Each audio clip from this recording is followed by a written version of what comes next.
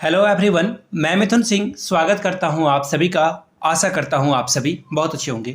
झारखंड सहायक आचार्य 26,001 पदों के लिए जो भर्ती आई हुई है, आपको पता होगा कि इसका आखिरी पेपर की जो है शुरुआत हो चुकी है, पेपर 4 की। और पेपर 4 में जो है पैटर्न को कैसे फॉलो किया जा रहा है, क्वेश्चन कैसे पूछे जा रहे हैं, इसके बारे में हम लोग इस वीडियो में बात करेंगे। मैंने कल ही आप लोगों को प्रॉमिस किया था कि मैं आपको पेपर 4 का जो एनालिसिस है, डीप एनालिसिस, उसके बारे में बताऊंगा। कि देखो एक्चुअली हुआ क्या ना कि पेपर 4 में जो है 3 सब्जेक्ट हैं, और पेपर 4 में जो 3 सब्जेक्ट हैं, तीनों ही ग्रेजुएशन में जो बच्चे ऑनर्स पेपर में पढ़ते हैं उनके सिलेबस को इंक्लूड किया गया था। और बार बार लोग बोल रहे थे कि ये तो आईएएस से भी ज़्यादा डिफिकल्ट क्या है, सिलेबस है। लेकिन पैटर्न जो है थोड़ा सा ढीला पूछा गया था और आउट ऑफ सिलेबस भी क्वेश्चन आए हैं। अब बोलोगे ऐसा कैसे, झूठ बोल रहे हो आप। तो देखिए, जिनका मैथमेटिक्स है वो नीचे कमेंट करके आपको बता देंगे, सहमत हो जाएंगे मेरी बात से, कि मैथ्स का जो सिलेबस है खास करके उसमें जो है सवाल पूछे गए थे कंपेटिटिव मैथमेटिक्स की। जैसे कि डिस्टेंस से क्वेश्चन पूछे गए थे, बोट वाला सवाल पूछा गया था जो आपने 10 में पढ़ा होगा, तो डिस्टेंस स्पीड से सवाल बने थे। तो ये सब सिलेबस में है क्या? आप जाकर सिलेबस देखिए मैथमेटिक्स का,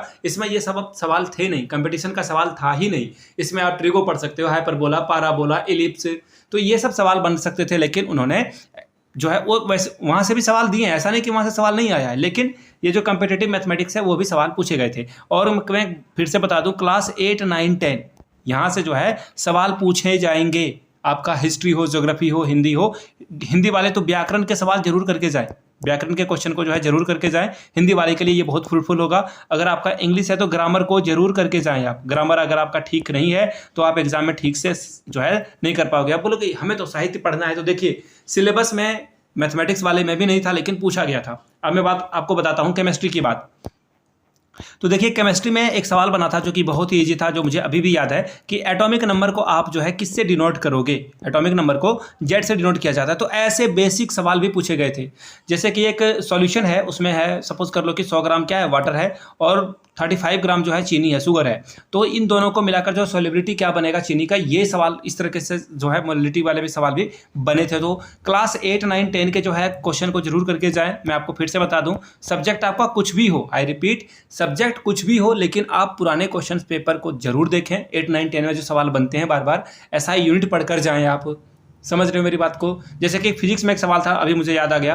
तो देखो, फिजिक्स में एक सवाल था कि अगर 20 हर्ट्ज की से जो है कम की आवृत्ति वाली, फ्रीक्वेंसी वाली जो आवाज़ होगी, साउंड होगी, उसे आप उसको क्या कहा जाता है? उसे अल्ट्रा साउंड बोला जाता है या क्या बोला जाता है? नीचे कमेंट जो है वो पूछा गया था सवाल। तो ऐसे ऐसे सवाल बने थे जो कि बहुत ही बेसिक्स थे। क्लास 10th का ये सब क्वेश्चन है, और हो सकता है कि क्लास 7th में भी साउंड अगर चैप्टर है तो वहाँ भी इसके बारे में बताया गया है कि हम लोग जो है 10 हर्ट्ज, 20 हर्ट्ज और 20,000 हर्ट्ज से ज़्यादा को आवाज़ को हम लोग कैच ही नहीं कर पाते हैं। डॉग उन आवाज़ों को पहचान पाता है। इस तरह के सवाल जो है बने थे।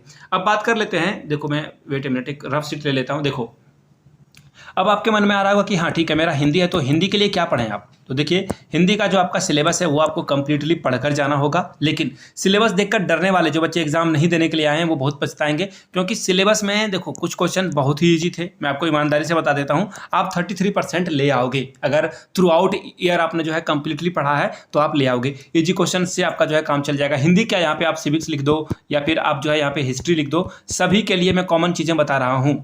हो सकता है कि आपका जो है सिविक्स, हिस्ट्री हो, इंग्लिश हो, तो उन सभी के लिए मैं बता दूं कि जो आपने पहले पढ़कर रखा है वहाँ से आपके लिए जो है इजी क्वेश्चंस को अगर आप करोगे तो आपका काम चल जाएगा। मॉडरेट भी सवाल बने हैं और डिफिकल्ट सवाल भी एग्जामिनेशन में पूछे गए थे। ऐसा नहीं कि ग्रेजुएशन के सवाल नहीं आए थे।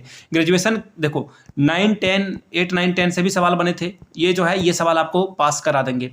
अब देखो, +2 से भी सवाल बने थे। ये जो है मॉडरेट वाले कैटेगरी में आता है। और डिफिकल्ट वाले में जो है +3 या फिर आप ग्रेजुएशन बोल लो, यहाँ से भी सवाल बने थे। तो इन चीज़ों को ध्यान में रख के जाइएगा, घबराने की कोई ज़रूरत नहीं है। जिनका मैथ्स वाला पेपर है, प्लीज़ आई रिपीट, चोर सिपाही वाला जो है क्वेश्चन पढ़ लो कि चोर को वो कितने देर में पकड़ लेगा। इस तरह के सवाल, चाल और दूरी वाले सवाल आप जरूर करके जाओ, यानी कि स्पीड वाला क्वेश्चन पढ़कर जाइए आप। हाँ, एक और बात, प्रॉफिट लॉस से भी जो है सवाल बने थे, तो प्रॉफिट लॉस का भी जो है सवाल आपको करके जाना चाहिए। तो इस तरह के सवाल बने थे। एवरेज से भी सवाल पूछा गया था। देखो, अब मुझे धीरे धीरे याद आ रहा है, कंपटीशन में ये सब सवाल पूछे गए थे, ठीक है। और इंटीग्रेशन से भी सवाल आया था, मैट्रिक्स से सवाल पूछा गया था। तो इन चीज़ों को ध्यान में रखिएगा। इंटीग्रेशन और जो मैट्रिक्स है उसे आप कर जाएंगे। तो ये था रिव्यू। मैं ज़्यादा बड़ा रिव्यू बनाना नहीं चाहता हूँ। कुल जमा बात यह है कि अपने बेसिक्स को अगर आप ठीक करके जाओगे तो आपका जो है काम बन जाएगा। और देखिए, रिजल्ट जो है पेपर 4 ही बनाएगा, ये सच्चाई है।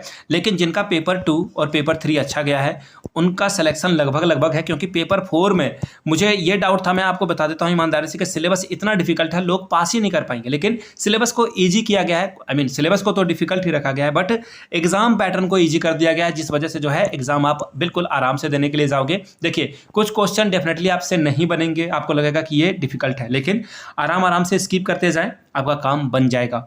मेरे बहुत सारे दोस्तों ने मुझे बोला कि मैथ वाला का जो है एनालिसिस मत डालो, लोगों का भला हो जाएगा, लेकिन और लोग जो है हम लोगों से ज़्यादा बेटर स्कोर कर जाएंगे। देखिए मेरा काम है ऑनेस्टी के साथ आपके लिए रिव्यू तैयार करना, एनालिसिस तैयार करना, मैंने जो देखा परखा समझा वो आपके साथ साझा कर दूँ ताकि आप अच्छे से एग्ज़ाम दे पाओ। और ये मेरा शुरू से रहा है मोटिव कि मैं आपको जेन्युइन और ऑथेंटिक गाइडेंस जो है प्रोवाइड करता रहूँ। चलिए आप लोग अच्छे से एग्जाम दें, ऑल द वेरी बेस्ट है आप सभी को। अगर ये रिव्यू अच्छा लगा होगा तो नीचे कमेंट करके जय हिंद जरूर लिखिएगा, ताकि मुझे भी पता चल सके कि रिव्यू को आखिरी तक किसने देखा था। वीडियो को यहाँ तक देखने के लिए आप सभी का बहुत बहुत शुक्रिया।